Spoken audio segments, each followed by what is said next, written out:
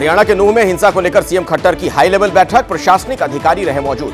हिंसा में 5 लोगों की गई है जान। नूंह के जिला उपायुक्त प्रशांत पवार और एसपी नरेंद्र सिंह की अध्यक्षता में शांति वार्ता की बैठक पूरी। कमेटी के सदस्यों ने कहा अब हिंसा नहीं बढ़ने देंगे। बैठक में एसपी ने आरोपियों की पहचान करने में शांति कमेटी के सदस्यों से अपील की। 16 लोगों के खिलाफ दर्ज एफआईआर। नूंह में अर्धसैनिक बलों और हरियाणा पुलिस बल की 20-20 कंपनियां तैनात। आम जनता से प्रशासन की शांति की अपील। नूंह के एसपी और डिप्टी एसपी ने की है साझा प्रेस कॉन्फ्रेंस। डिप्टी कमिश्नर ने कहा एक पहलू की जांच की जा रही है। हरियाणा के नूंह में हुई हिंसा के बाद भरतपुर मेवात क्षेत्र में इंटरनेट बंद। कल सुबह 6 बजे तक इंटरनेट रहेगा बंद। नूंह में हुई हिंसा का एक और वीडियो सामने आया है। साइबर पुलिस स्टेशन के बाहर उपद्रवियों ने गाड़ियों को बनाया था निशाना। देश की संसद तक पहुंचा नूंह हिंसा का मुद्दा। आपके सांसद सुशील गुप्ता और संजीव अरोड़ा ने चर्चा के लिए राज्यसभा अध्यक्ष को दिया नोटिस। हरियाणा के मेवात में हिंसा के बाद गुरुग्राम में निर्माणाधीन मस्जिद में कुछ शरारती तत्वों ने आग लगा दी। एक शख्स की मौत। नूंह हिंसा में लोगों को भड़काने का आरोप लगने पर मोनू मानेसर ने एबीपी न्यूज से कहा मैं कल नूंह में था ही नहीं, हिंसा से मेरा कोई लेना देना नहीं। हरियाणा के सिरसा की सांसद सुनीता दुग्गल ने कहा नूंह की हिंसा किसी बड़ी साजिश का हिस्सा लग रही है। प्रशासन पर भी उठाए सवाल। हरियाणा के रेवाड़ी में नूंह की घटना के विरोध में प्रदर्शन। हिंदू संगठनों ने निकाला मार्च। एसडीएम को सौंपा ज्ञापन।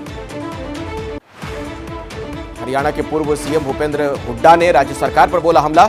कहा प्रदेश सरकार सही समय पर कदम उठाती तो ये नौबत नहीं आती।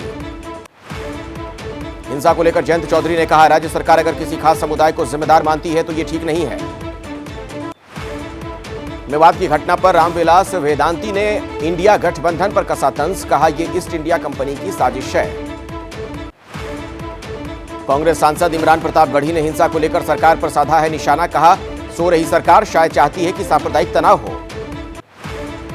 अरविंद केजरीवाल ने कहा बेहद परेशान करने वाली है नूंह में हुई सांप्रदायिक हिंसा। हमें अमन विरोधी ताकतों को मिलजुल कर हराना है। चिराग पासवान ने हिंसा को लेकर कहा जिम्मेदारी राज्य सरकार की भी है, सुनिश्चित करें कि दोबारा ऐसी घटना न हो। मणिपुर मुद्दे पर सुप्रीम कोर्ट में अगली सुनवाई सोमवार को होगी। सुप्रीम कोर्ट ने कहा मणिपुर में मौजूद सीबीआई अधिकारी पीड़ित महिलाओं के बयान अब दर्ज कर सकती है। मणिपुर के मुद्दे को लेकर कल विपक्षी प्रतिनिधि मंडल राष्ट्रपति से मिलेगा। 11 बजे होगी मुलाकात। लोकसभा में दिल्ली सर्विस बिल पेश हुआ। कांग्रेस ने किया बिल का विरोध। अधीर रंजन ने कहा कि दिल्ली सरकार के अधिकारों को कम करने का प्रयास। दिल्ली सरकार के अधिकारी से जुड़े बिल पर कल होगी बहस। गृह मंत्री अमित शाह ने बिल का विरोध करने को बताया राजनीतिक। महाराष्ट्र के पुणे दौरे पर पीएम मोदी मेट्रो उद्घाटन से पहले दगड़ू-शेठ गणपति मंदिर में की पूजा अर्चना। पीएम मोदी को लोकमान्य तिलक पुरस्कार से सम्मानित किया गया। पुणे में एक ही मंच पर नजर आए पीएम मोदी और शरद पवार। अलग अंदाज में दिखे प्रधानमंत्री मोदी और शरद पवार। एनसीपी नेता ने ठोकी पीएम मोदी की पीठ। हंसकर बात करते नजर आए दोनों दिग्गज। लोकमान्य तिलक समारोह में पीएम मोदी हुए भावुक। कहा पुरस्कार मिलने के बाद दायित्व बढ़ा, देशवासियों को समर्पित यह पुरस्कार। पीएम मोदी ने कहा जब अंग्रेज बोले भारत के लोग देश चलाने के काबिल नहीं, तब तिलक जी ने स्वराज हमारा जन्मसिद्ध अधिकार का दिया था नारा। पुणे में पीएम मोदी ने मेट्रो ट्रेन को दिखाई हरी झंडी। पुणे मेट्रो फेज 1 के 2 कॉरिडोर पर चलने लगी मेट्रो। दिल्ली की आजादपुर मंडी में व्यापारियों से मिले राहुल गांधी। समस्याओं, बढ़ती कीमतों सहित कई मामलों पर की चर्चा। बिहार में जातीय जनगणना को लेकर बिहार सरकार को बड़ी राहत। जाति के आधार पर जनगणना पर रोक हटाई गई। बिहार में होगी जातीय जनगणना।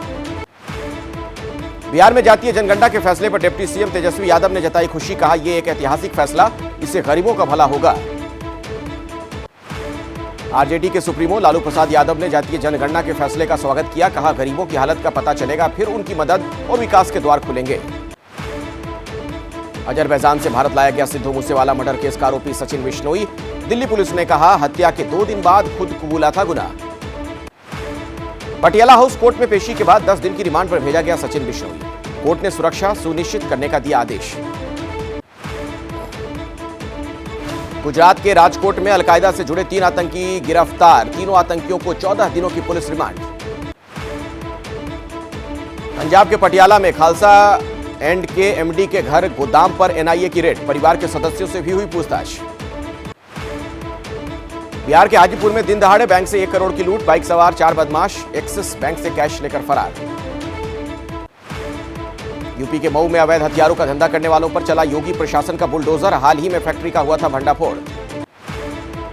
यूपी के पीलीभीत में जंजीर में बंधे बच्चे के चाट बेचने का वीडियो वायरल हुआ है। पुलिस ने कहा पिता को दे दी गई है चेतावनी। राजस्थान के भीलवाड़ा में रास्ते को लेकर प्रशासन से उलझे प्रदर्शनकारी। मंडल में 3 दिन पहले हुए बवाल के बाद से बंद था बाजार। झारखंड के बरकानाना रेलवे स्टेशन पर आरपीएफ की कार्रवाई। मानव तस्करों से 3 नाबालिग लड़कियों सहित 5 लोगों को छुड़ाया। हिमाचल के बाढ़ प्रभावित इलाकों का केंद्रीय मंत्री नितिन गडकरी ने किया दौरा। बाढ़ से क्षतिग्रस्त 4 लेन का लिया जायजा। केंद्रीय मंत्री नितिन गडकरी और सीएम सुखविंदर सुक्खू से कुल्लू में बाढ़ प्रभावित क्षेत्र का भी दौरा किया। पीड़ितों की समस्याएं सुनी। ओडिशा के कुछ जिलों में मौसम विभाग ने दी है भारी बारिश की चेतावनी। रेड अलर्ट जारी। बिहार के सुपौल में कई दिनों बाद हुई झमाझम बारिश। बारिश के बाद लोगों को गर्मी से मिली राहत तो किसानों की फसलों को हुआ नुकसान। उत्तर प्रदेश के कासगंज में तेजी से बढ़ रहा है गंगा नदी का जलस्तर। 2 दर्जन गांव में घुसा पानी, 60 गांव पर खतरा। इटली में भारी बारिश के बाद ओवरफ्लो हुई नदियां। कई जगह तेज बहाव में बह गए पुल।